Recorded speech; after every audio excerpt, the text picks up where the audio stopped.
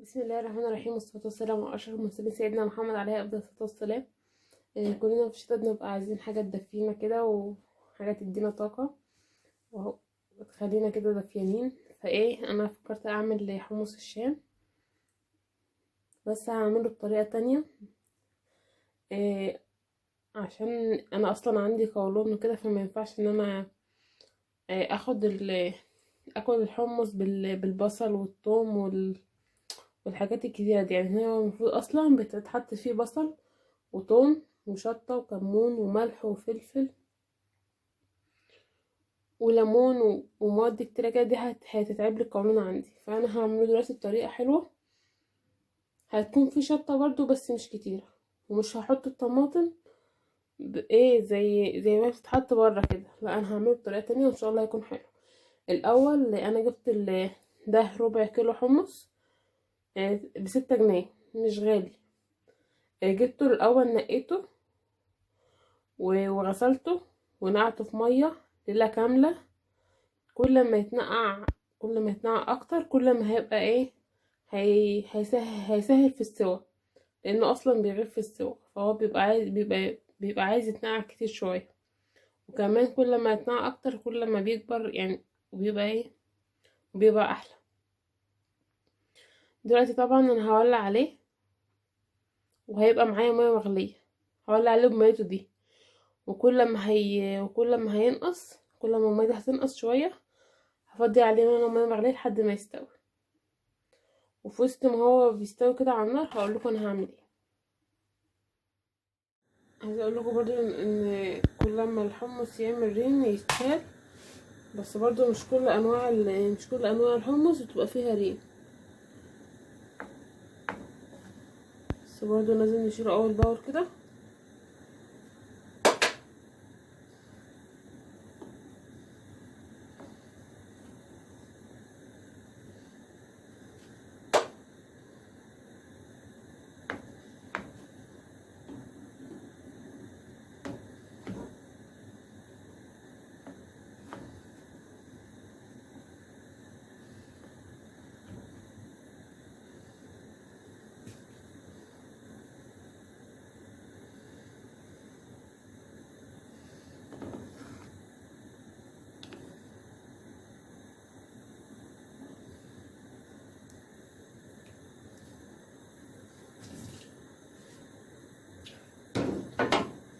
دلوقتي بقى عندي هنا طماطمتين.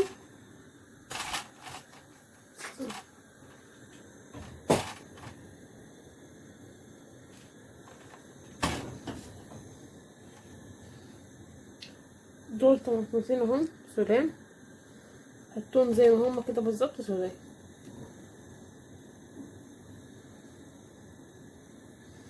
انا عايزاه يبقى لونه احمر زي الشوربه، بس من غير ما اعصر فيها حاجه. ماشي. وبرده كل ما هتعمل ريق هشيل الريق.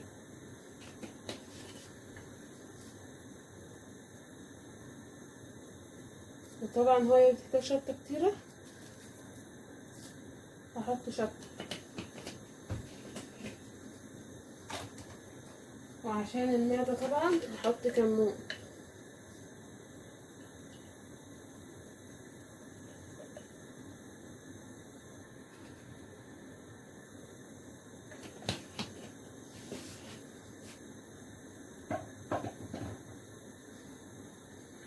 وهحط ليمون بس مش كتير.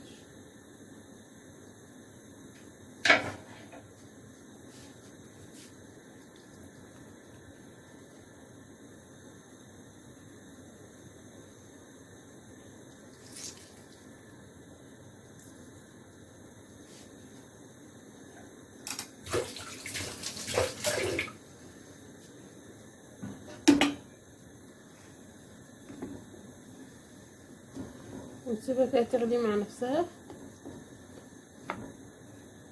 وبرضه نشيل الريم اول باول كده. طبعا هو بيتحط فيه توم وبيتحط فيه بصل، بس انا مش هحط الحاجات دي.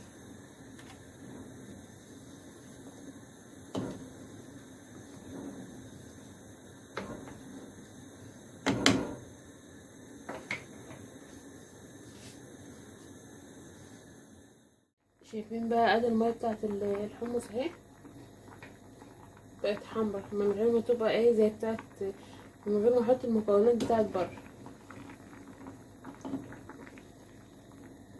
عايزه اقول لكم انه مش لازم يعني طالما ممكن فيها الحاجه تبقى انت بتحبيها، فيها مثلا حاجات ممكن تتعب معدتك او كده او تتعبه عموما، وممكن انت تبدليها بحاجات وتطلع بنفس النتيجه برضو. شوفوا الميه لونت وبقت حمرا زي بتاعت بره اهي، والريحه قلبة الدنيا الصراحه وجباره اصلا.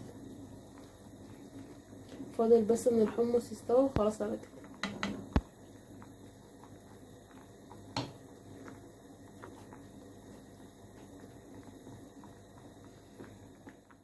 كده حمص الشام خالص اهو، طفينا عليه. نبدأ بقى ايه، نحطه في شوربة حلوة كده. وكده حمص الشام اهو خلاص خلاص قدمناه. مش بحط فيه ليمون كتير، يعني اللي عايز يحط ليمون برضه ممكن يتحط كده عادي، مش لازم هو بيستوي يعني.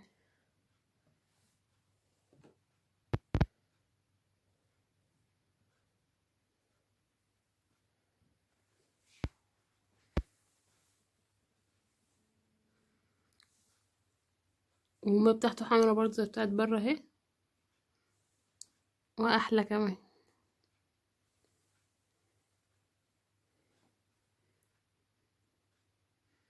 يلا بقى جربوا طريقتي كده، قولوا لي ايه رأيكم.